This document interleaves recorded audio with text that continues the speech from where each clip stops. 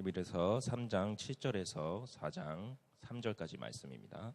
그러므로 성령이 이르신 바와 같이 오늘 너희가 그의 음성을 듣거든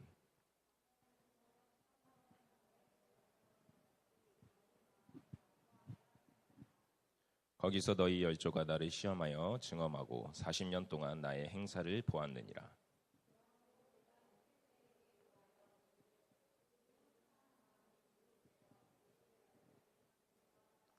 내가 노하여 맹세한 바와 같이 그들은 내 안식에 들어오지 못하리라 하였다 하였느니라.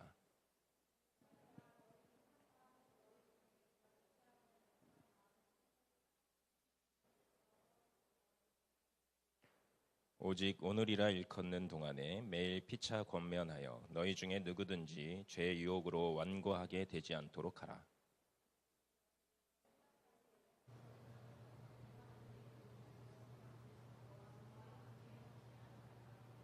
성경에 일렀으되 오늘 너희가 그의 음성을 듣거든 경노하시게 하던 것 같이 너희 마음을 완고하게 하지 말라 하였으니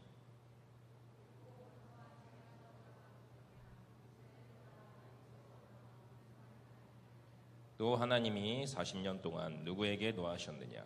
그들의 시체가 광야에 엎드러진 범죄한 자들에게가 아니냐?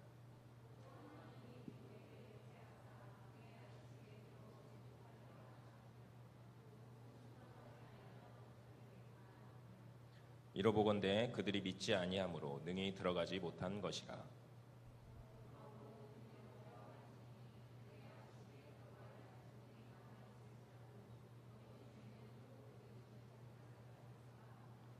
그들과 같이 우리도 복음 전함을 받은 자이나 들은 바 그 말씀이 그들에게 유익하지 못한 것은 듣는 자가 믿음과 결부시키지 아니함이라. 이미 믿는 우리들은 저 안식에 들어가는도다. 그가 말씀하신 바와 같으니 내가 노하여 맹세한 바와 같이 그들이 내 안식에 들어오지 못하리라 하였다 하였으나 세상을 창조할 때부터 그 일이 이루어졌느니라. 아멘. 할렐루야. 반갑습니다. 오늘 우리에게 주신 말씀은 히브리서 말씀입니다. 저희가 역대상 말씀을 나누다가 이제 히브리서 말씀으로 넘어갔죠. 히브리서 말씀은 위기 속에 있는 교회에게 주신 말씀이었습니다. 히브리서가 누가 썼는지 그리고 누구에게 썼는지는 우리가 확실하게 알 수 있는 자료가 남아있지 않는데요. 하지만 그 내용을 통해서 우리는 그 말씀이 위기를 겪고 있는 교회에게 그것을 극복하기 위해서 주신 하나님의 말씀이라는 것을 알 수 있습니다. 그렇다고 한다면 이 히브리서 말씀이 전해지고 있던 그 당시 교회가 겪고 있는 위기는 무엇이었을까요? 그것은 바로 그리스도인 공동체에서 믿음을 버리고 다시금 유대교로 돌아가는 배교자들이 나오고 있다는 것이었습니다. 예수님이 부활하시고 승천하신 뒤에 성도들의 모임인 교회가 자연스럽게 생겨났습니다. 그 교회에서 이 예수님을 직접 보았던 사람들 그리고 예수님의 가르침을 직접 들었던 사람들이 모여서 예수님께서 말씀하셨던 그 예수님이 다시 오시는 때 하나님의 나라가 이루어지는 때를 기다리면서 서로 자신이 경험했던 예수님에 대해서 그리고 자신이 들었던 예수님의 말씀을 나누면서 그렇게 교회에서 모임을 가졌던 것이죠. 그래서 주일날 그리스도를 기념하면서 서로 성찬을 나누고 그렇게 예배를 드리고 살아갔었습니다. 처음에는 예수님을 눈으로 본 사람들도 많고 또 예수님의 직접적인 제자였던 사도들이 자신들이 경험했던 그 예수님에 대해서 말씀을 해주니까 항상 기쁨의 예배 그리고 즐거운 예배를 하나님께 드릴 수 있었습니다. 그런데 시간이 지나면서 이 교회 안에 이 예수님을 직접 만나본 사람들 그리고 예수님의 말씀을 직접 들었던 사람들 그리고 그 사도들도 이제 죽고 나니까 예수님을 직접 본 사람들이 없어지기 시작한 것이었습니다. 예수님이 곧 오실 줄 알았던 이 교회 사람들이 초기 교회의 성도들이 아무리 기다려도 예수님이 안 오는 거예요. 금방 오실 줄 알았는데. 그러면서 이제 세상 속에서 이 예수님을 믿는 그리스도인들에게 대한 그 핍박이 심해지기 시작했습니다. 특히 유대인들을 통해서 그 핍박이 심했었는데요. 우리가 잘 알다시피 스데반이 누구에게 죽었습니까? 유대인에게 죽었죠. 유대인의 손에 붙잡혀서 이 그리스도인들이 그렇게 죽어갔던 것이었습니다. 이런 현실적인 고난을 경험하면서 이 초기 교회에 있던 성도들 중에 이 예수님이 말씀하신 게 아니었나 보다. 오신다 그랬는데 왜 안 오시냐? 그럼 나는 다시 유대인으로 돌아가야겠다. 내가 잘못 생각했었나 보다 했던 사람들이 배교를 했던 것이었습니다. 예수님을 믿고서 하나님의 나라의 백성으로 영원한 안식을 소망했던 사람들이 계속되는 이러한 현실들의 문제들을 경험하면서 그들의 믿음이 흔들렸던 것이고 결국에는 그 믿음을 포기하게 했던 것이죠. 이처럼 생명의 위협, 이 생명의 위협은 사람들에게 생존 본능을 끌어내게 하는 일을 합니다. 우리가 살면서 쉼을 원하는 것도 바로 이 생존 본능의 일환이라고 할 수 있습니다. 우리가 육체를 너무 혹사시키다고 하면, 쉼 없이 계속 사용한다고 하면 우리의 몸이 건강이 해쳐질 것입니다. 그래서 결국에는 생명이 위험할 수 있기 때문에 사람들은 쉼을 원하는 것이죠. 좀 더 안전한 상태를 원하는 것입니다. 그래서 이 오늘 말씀의 대상이었던 청자였던 히브리서를 듣고 있던 사람들도 자신들의 이 생존 본능을 위협하는 그런 현실의 문제들을 겪으면서 그것이 자신이 알고 있던 그 하나님의 말씀과 충돌하게 될 때 하나님의 말씀을 선택한 것이 아니라 자신의 본능을 선택했던 것입니다. 그러면 편해질 거라고 생각하신 거죠. 하나님 말씀 아무리 믿어도 도저히 편해지지가 않는, 그 약속하신 그 안식이 찾아오지 않으니까 그냥 이 현실에서의 쉼을 찾아야겠다라는 생각을 한 것입니다. 이러한 위기에 처했던 그 초기 교회 성도들의 그 어려움들이 지금 이 시대를 살아가는 그리스도인들에게도 동일하게 주어지고 있습니다. 그런 위험들이, 그런 위기들이 지금 우리에게도 노출되어지는 것이죠. 왜냐하면 지금 이 시대를 살아가는 그리스도인들도 힘들기 때문입니다. 지쳐있기 때문입니다. 우리가 사는 이 세상은 쉼을 죄악으로 여기는 세상입니다.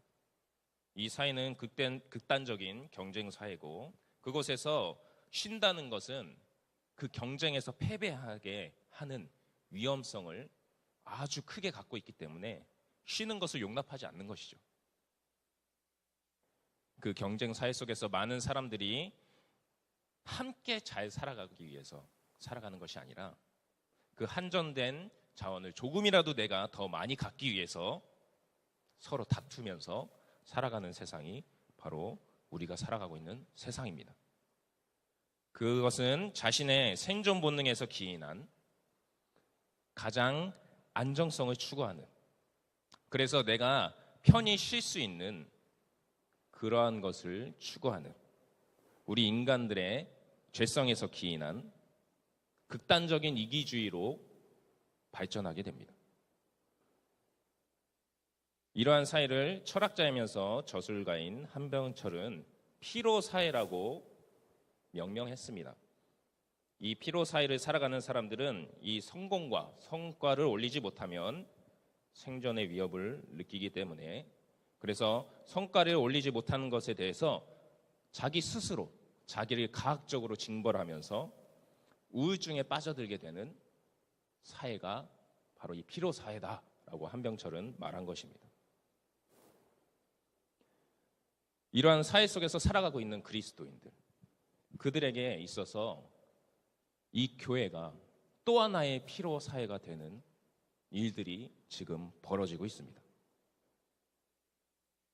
이 교회에 오는 게 기쁨으로 오는 게 아니라 하나의 일로서 받아들여지게 되는 순간들이 지금 이루어지고 있다는 것이죠. 다른 그리스도인이 아닌 사람들은 이렇게 힘든 피로 사회에 살아가고 있기 때문에 그나마 주말에 조금 더 쉬려고 자신들이 할 수 있는 한 모든 노력을 다해서 휴식을 취하려고 합니다. 내가 하고 싶었던 일들, 주중에 하지 못했던 일들 주말에 하고, 주중에 자지 못했던 잠들 주말에 자고, 주중에 만나지 못했던 친구들 주말에 만나고, 그것을 통해서 힐링을 하고 있는 것이죠. 그래서 한 주간 다시금 그 피로사회 속에서 철저한 경쟁을 할 수 있는 그러한 준비들을 하는 것입니다. 그런데 그리스도인들은 그러한 휴식을 취할 수 있는 주말이라는 시간을, 그 황금과도 같은 시간을 교회에 철저하게 쓰고 있는 것입니다. 교회에 쓰는 시간이 그러다 보니까 점점 아까워지기 시작합니다. 이 피로가 없어지지 않을까? 어떻게 하면 이 피로가 없어질까? 생각해 보니 교회에 내가 너무 시간을 많이 쓰고 있는 것 같다라는 생각을 하게 되는 것이죠. 처음에는 예수님을 만난 그 기쁨으로 열심으로 헌신하고 열심으로 그 모든 사역들을 감당해 나갔지만, 그 순간에서부터 예수님께서 다시 오신다고 했던 그 순간이 오지 않고 있는 것을 보면서 계속해서 반복되어지는 이 예배 속에서 무감각해지면서 우리가 교회에 오는 시간, 교회에 와서 하나님을 만나는 시간, 교회에 와서 예배를 드리는 시간이 아까워지는 순간이 찾아오게 되는 것입니다. 이러한 사람들은 교회에 와서 항상 피곤하다는 말을 합니다. 피곤하다, 힘들다. 그래서 교회에서 뭔가 좀 해보려고 하면 피곤해서 안 될 것 같아, 힘들어서 안 될 것 같아, 좀 빨리 들어가서 쉴게, 이런 얘기들을 하죠. 쉼을 얻기 위해 점점 교회에서 쓰는 시간들을 줄이는, 그리고 자신들이 일반 세상 사람들처럼 그러한 방법으로 휴식을 얻기 위해서, 쉼을 얻기 위해서 세상으로 나가는 것이죠. 이러한 사람들이 그 상태에서 왔다 갔다 하면 그나마 다행인데, 그렇지 않는 것이 우리에게 당면한 심각한 문제입니다. 왜냐하면 이러한 시간을 계속해서 갖다 보면, 계속해서 교회에 있는 시간을 줄이고 세상 속에 있는 쉼을 찾아다니다 보면 그 끝에는 믿음을 포기하게 되는 그러한 순간이 찾아올 수 있기 때문입니다. 무슨 말씀을 그렇게 심하게 하십니까? 믿음을 포기하는, 믿음을 어떻게 포기할 수가 있어요? 저 열심히 교회 나오잖아요. 주일날 열심히 헌금합니다. 그 사람들이 그렇게 변명할 수도 있을 것입니다. 하지만 그 변명은 합당한 변명이 되지 않습니다. 왜냐하면 교회에 출석하는 것, 헌금을 드리는 것, 이런 예전적인 것에 참여하는 것, 그것은 믿음 없이도 할 수 있는 일이기 때문입니다. 진정한 믿음은 무엇입니까? 믿음이라는 것은 하나님의 말씀대로 살아가는 것입니다. 믿음 이꼬르 하나님의 말씀대로 살아가는 행동은 아니지만, 하나님의 말씀대로 살아가는 그 모습 속에 우리들의 믿음이 증거되는 것이기 때문에 그것을 동일한 선상에 놓고 생각하셔도 무리가 없을 것입니다. 우리가 행위로서 구원받는 것은 분명히 아니지만 그 행위 안에서 믿음이 증명된다는 것은 우리 성경 말씀 속에서 얘기하고 있는 바이기 때문에 우리가 그렇게 생각할 수 있는 것이죠. 우리가 예수님이 우리에게 보여주신 모습대로 살아가는 것, 그리고 하나님이 성경 말씀을 통해서 우리에게 말씀하신 바대로 살아가는 것, 그리고 성령님이 이끄시는 대로 살아가는 것, 그것이 바로 믿음 있는 삶의 모습일 것입니다. 그렇게 믿음 있는 삶을 살아갈 때 우리가 하나님의 나라에서 진정한 쉼을 느낄 수 있다, 진정한 쉼을 누리면서 살 수 있다라는 것을 알고 있습니다.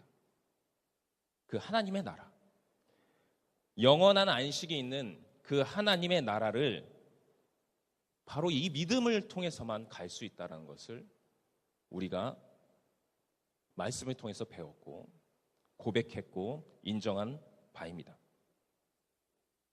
하지만 많은 그리스도인들이 그 사실을 알고 있지만 잠깐의 이 세상의 쉼을 위해서 그 영원한 쉼을 버리는 어리석은 행동들을 하고 있는 것이죠. 이는 오늘 본문 안에서 예수님을 버리고 다시금 유대교로 돌아가는 그리스도인들의 모습과도 같다고 할 수 있습니다.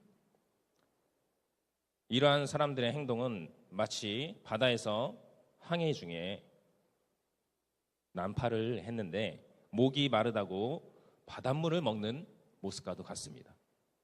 이 그리스도의 삶을 항해라고 비유를 했을 때 어떤 한 사람이 그 영원한 쉼이 있는 하늘나라, 하나님의 나라, 그곳을 찾아서 여행을 떠났습니다. 그런데 폭풍이 불고 많은 고난을 경험해서 이 사람이 준비했던 물과 양식들을 모두 소진하게 되었다고 한번 생각해 보시다. 그는 너무나도 지쳤습니다.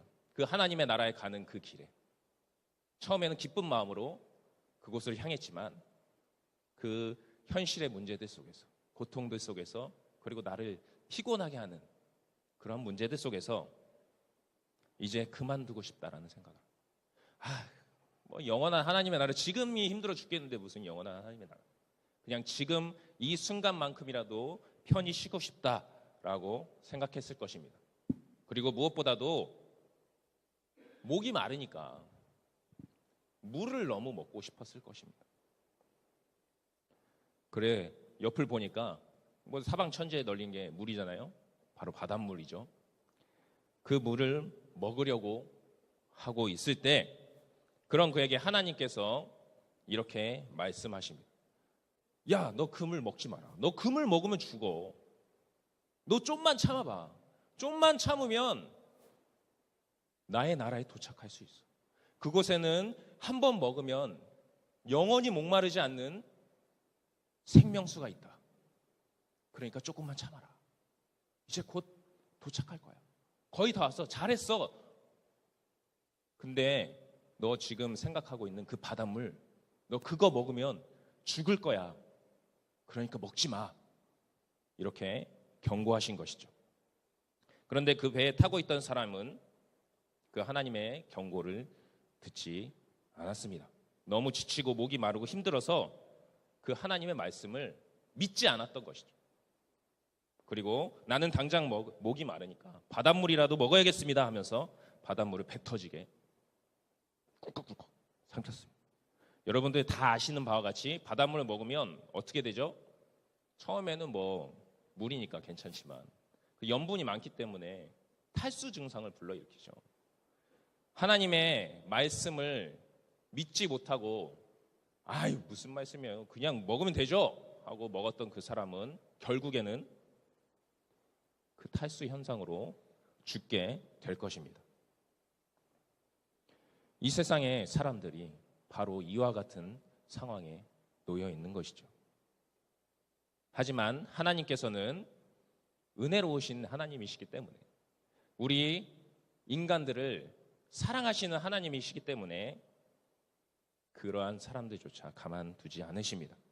하나님께서는 지쳐있는 자신의 백성들을 위해서 경고와 권면의 말씀을 주심으로 그들의 믿음을 지킬 수 있도록 도와주시는 것입니다. 오늘 7절, 8절 말씀입니다. 그러므로 성령이 이르신 바와 같이 오늘 너희가 그의 음성을 듣거든 광야에서 시험하던 날에 거역하던 것 같이 너희의 마음을 완고하게 하지 말라.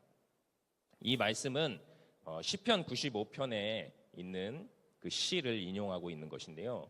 그 말씀은 이스라엘 백성들이 가데스 바네아라는 곳에서 하나님의 말씀을 믿지 않고 불순종했던 그 사건, 정탐했던 그 사건을 기억나게 하는 말씀이었습니다.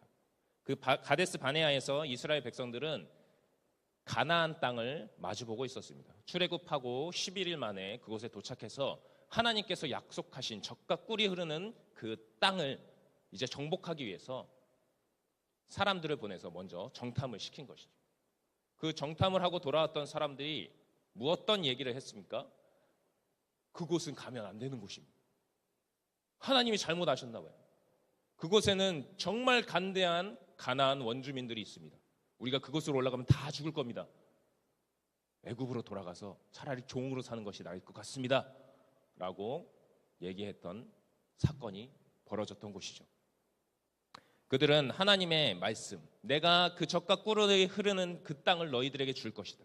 너희들이 그곳에서 영원토록 행복하게 살 것이다. 그곳에서 영원한 안식을 누리면서 나의 백성으로 살 것이다 라는 말씀을 믿지 못하고 애굽으로 돌아가는 것이 낫겠습니다 라고 결단했을 때 그들이 11일 만에 도착해서 그 바로 다음 날 한 보름 정도면 그 가나안 땅에 들어갈 수 있었던 그 길을 40년 동안이나 뺑뺑 돌면서 고난을 받게 되는 그러한 경험들을 하게 했던 그 역사적 사건, 그것을 오늘 말씀 속에서 기억하게 하시는 것이죠. 그들이 그러한 행동을 했던 이유는 무엇입니까? 바로 생존 본능이었습니다. 아무리 자기들이 생각해봐도 올라가면 죽을 것이 뻔한 그러한 상황에 처해 있었다는 것이죠. 바로 이 마음이 오늘 말씀에서 얘기하는 완고함입니다. 완고하다는 것은 마음으로 자신의 고집을 부리는 것입니다. 하나님의 말씀을 순종하지 않는 자신의 마음으로 이거는 안 돼. 우리 올라가면 죽는다. 라고 미리 결단하고 그것을 고집을 부려서 하나님의 말씀에 순종하지 않는 그 모습이 바로 이 완고함인 것이죠. 이스라엘 백성들은 그 완고함 때문에 영원한 쉼 대신 그 영원한 안식의 땅 대신 40년이라는 고통의 시간을 겪을 수밖에 없었던 것입니다. 하나님께서는 성령님을 통해서 이 성경 말씀을 통해서 이스라엘 백성들에게 이 사건을 기억하게 하신 것입니다. 왜 그러셨을까요? 겁주려고 그러신 걸까요? 너 그러면 죽어. 아니죠. 너 그러면 큰일 난다. 이러한 마음으로 말씀하신 게 아니겠습니까? 저희 집에 딸이 있습니다. 그죠? 3살짜리, 3살이란다. 5살짜리 사랑이라는 딸이 있는데요. 이 딸내미가 3살 때 되게 큰 화상을 입은 적이 있습니다.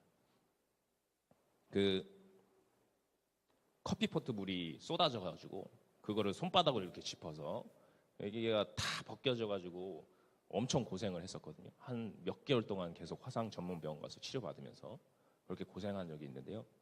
이제 5살이 됐으니까 좀 더 애가 더 왈가닥해지고 활동성이 많이 커져서 여기저기 다 들쑤시고 다녀요. 그러다 보면은 위험한 경우를 많이 맞게 되는데 특히 이 뜨거운 거에 대한 그 위험성이 되게 많잖아요.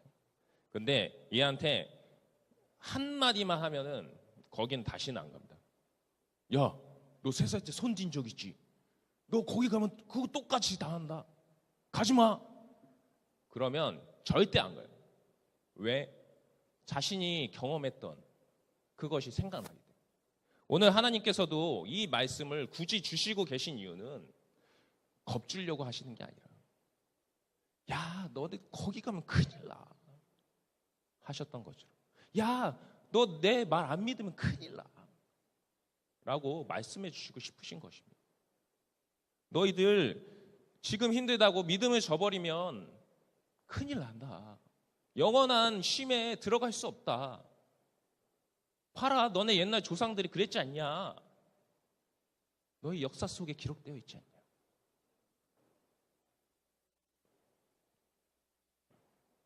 하나님은 이 말씀을 통해서 그들의 믿음을 지켜서 자신들의 백성들의 믿음을 지켜서 그 예수라는 그 구원의 방주에 올라타시길 원하셨던 것입니다. 14절 말씀에 하나님께서 이렇게 말씀하십니다. 우리가 시작할 때에 확신한 것을 끝까지 견고히 잡고 있으면 그리스도와 함께 참여한 자가 되리라.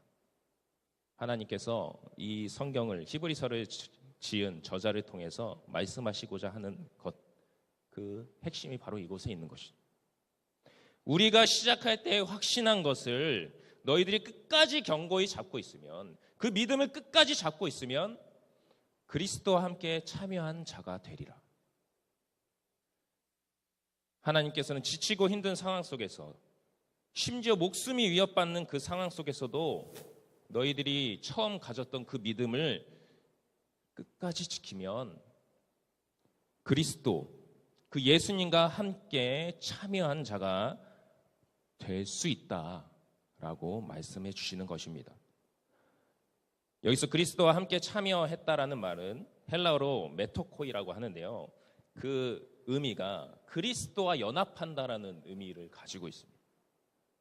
그리스도와 연합하여서 그리스도가 행하시는 일을 우리도 함께 참여하고, 그리스도가 완성하시는 그 하나님의 나라에서 그리스도와 함께 있고, 그리고 그리스도가 그곳에서 누리시는 영광과 안식을 우리도 함께 누리게 될 것임을 하나님께서 이스라엘 백성들에게 약속하시고 계시는 것입니다. 그 안식은 이 세상에서 다른 어떤 것도 줄 수 없는 안식인 것입니다. 그 안식은 하나님께서 세상을 창조하시고 마지막 날에 모든 것이 완전해진 상태에서 흡족해 하시면서 편안히 쉬셨던 그 안식이기 때문입니다. 4장 3절 말씀, 이미 믿은 우리들은 저 안식에 들어가는도다. 그가 말씀하신 바와 같으니 내가 노하여 맹세한 바와 같이 그들이 내 안식에 들어오지 못하리라 하셨다 하였으나 세상을 창조할 때부터 그 일이 이루어졌느니라. 그 일이 이루어졌다. 그 일이 무엇입니까? 바로 내가 안식하는 그 일이 이루어졌다라는 것입니다. 하나님께서 창조하신 그때부터 이 영원한 안식은 계속해서 있어 왔다는 것이죠. 그러니 너희들이 그 믿음을 지키면 이 하나님이 그때 완전하게 만들어 놓으신 그 안식 가운데로 너희가 들어갈 수 있다라고 얘기하시는 것입니다. 여러분, 이 안식을 하나님께서는 우리에게 주시고 싶어 하십니다. 이 흔들리는 믿음을 가지게 하는 현실 속에서 우리가 예수님이라는 방주에 올라탈 수 있도록 그 믿음을 끝까지 지키기를 우리들에게 말씀하시고 있는 것입니다. 우리들이 그래서 이 믿음을 끝까지 지켜서 내가 창조한 그때부터 준비한 그 안식에 너희들 꼭 와라 라고 말씀해 주시는 하나님이십니다. 여러분, 우리가 그 영원하고 완전한 쉼을 얻기 위해서 어떻게 해야 합니까? 하나님의 말씀을 경청해야 하죠. 오늘 말씀 처음 시작을 어떻게 하고 있죠? 성령이 이르신 바와 같이, 성령이 이르신 바와 같이, 성령이 이르신 바와 같이. 성령이 무엇을 통해 이루고 계실까요? 무엇을 통해 말씀하시고 계실까요? 이 성경 말씀을 통해서 우리에게 말씀하시는 것입니다. 성령이 이르시는 바와 같이 하면서 시편 말씀을 이렇게 쭉 말씀하시고 계시잖아요.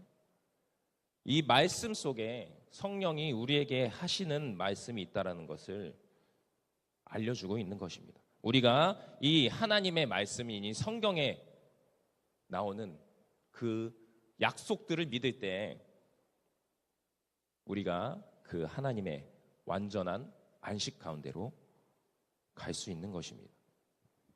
그렇기 때문에 우리가 하나님의 말씀을 더욱더 묵상하고 믿어야 하는 것이죠. 하나님의 말씀을 묵상하지 않는다. 그러면 믿음이 생길 수 있을까요?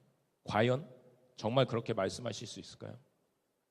그렇게 말씀하는 사람들도 있습니다. 아니 뭐 주일날 성경 말씀 듣는데 물론 되죠. 근데 그 믿음을 더욱더 확실히 지키기 위해서는 우리가 스스로 말씀 속에 거하면서 그곳에서 말씀하시는 하나님의 음성을 직접적으로 들어야 될 필요가 있는 거죠. 그리고 그것은 나 혼자만 해야 하는 일이 되어서는 안 됩니다. 바로 이 우리 한몸 공동체 안에서 서로 함께 해 나가야 하는 일인 것입니다. 오늘 말씀 12절 13절입니다. 형제들아 너희는 삼가 혹 너희 중에 누가 믿지 않은 하는 악한 마음을 품고 살아계신 하나님에게서 떨어질까 조심할 것이요 오직 오늘이라 일컫는 동안에 매일 피차 권면하여 너희 중에 누구든지 죄의 유혹으로 완고하게 되지 않도록 하라. 이 말씀은 너희 중에 너 말고 너희 중에 다른 어떤 누군가 믿음을 잃어서 그 영원한 안식에 참여하지 못하는 일이 없도록 노력하라라고 말씀해 주시고 계신 것입니다. 우리가 혼자서 하면 어렵죠. 혼자서 하면 쉽게 무너질 수 있습니다. 하지만 내가 무너지려고 할 때 옆에 있는 누군가가 아니야, 할 수 있어. 아니야, 하나님은 우리와 함께 계셔. 아니야, 나도 그랬어. 라고 서로 일으켜 세워줄 때 그 사람이 혼자 있었으면 믿음을 버렸을 테지만 함께 있음으로 말미암아서 그 어려운 현실을 이겨낼 수 있음을 이 말씀이 알려주고 계시는 것입니다. 우리가 한몸 공동체잖아요. 한몸이라는 게 뭡니까? 한몸 공동체가 뭐죠? 남이 아니라는 거죠. 그죠? 너는 나다라는 거잖아요. 우리가 예수 그리스도의 지체라고 얘기할 때 따로 떨어져 있는 개체가 아니잖아요. 네가 죽으면 나도 죽는다. 네가 무너지면 우리 공동체도 무너진다. 그러한 마음으로 서로를 아껴주셔야 되는 것입니다. 신경 쓰셔야 되는 것입니다. 나만 잘 믿으면 되지. 근데 옆에 누가 없네? 없나 보다. 오늘 어디 놀러 갔나 보다. 그러면 안 된다라는 거죠. 왜 안 하니? 무슨 일 있니? 괜찮니? 괜찮아. 하나님이 함께 하셔. 하나님이 해결해 주실 거예요. 이렇게 권면해 줄 수 있는 우리 한몸 공동체가 되어야 할 것입니다.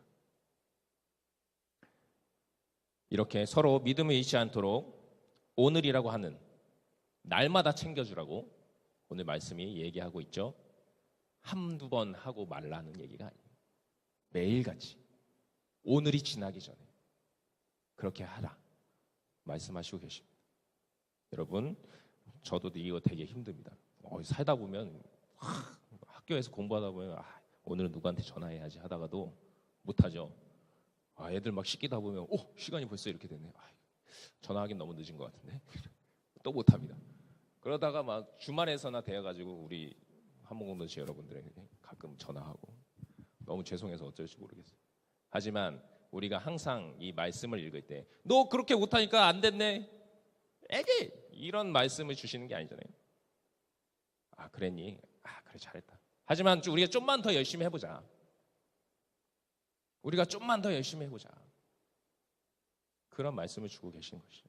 여러분 우리가 서로 함께 그 하나님의 영원한 쉼을 누릴 수 있도록 챙겨주시기 바랍니다. 주변에 한번 돌아보실까요? 내가 챙겨야 될 사람 누구 있나? 자기가 좋아하시는 분만 챙기지 마시고 오늘 정말 쉬고 싶은 날이죠. 그죠? 오늘 정말 쉬고 싶은 날이에요. 날씨도 좋고 공기도 좀 깨끗하고 그리고 지금 이 순간 가장 쉬고 싶은 순간입니다. 왜일까요? 주중의 피로와 주일의 피로가 한 곳으로 모이는 최고의 정점인 순간 설교가 끝나가는 이 시점 그죠? 참아왔던 그 피로가 완전히 한 지점으로 모이는 순간 바로 이 순간이기 때문입니다. 이럴 때 우리가 믿음으로 더욱 예수님께 나아가기를 결단했으면 좋겠습니다. 이 피곤함, 이것이 있어서 우리에게 영원한 안식이 있군요. 이것을 이겨냈을 때 하나님께서 진짜 새 힘을 주시는 것이군요 라고 아셨으면 좋겠습니다. 그리고 믿으셨으면 좋겠습니다. 우리가 하나님께서 그런 힘을 주시는 분이라는 것을. 그래서 우리가 믿음으로 나갈 때 진짜 다른 휴식을 통해서 우리가 새롭게 살아갈 힘을 얻는 것이 아니라 하나님 안에 거할 때 하나님께서 나에게 맡기신 이 시간들을 충분히 충실하게 감당할 때 인간의 방법으로 우리의 생각으로 주어지는 그 쉼이 아니라 하나님의 능력으로 하나님의 은혜로 주어지는 그 쉼이 있구나. 그 쉼을 충만하게 느낌으로 이 세상 사람들이 경험할 수 없는 진정한 회복을 느끼고 살아가시는 우리 한몸 공동체 다 되시기를 바랍니다. 우리가 그러한 믿음을 가지고 우리 결단의 찬양 부르면서 나아갔으면 좋겠어요. 우리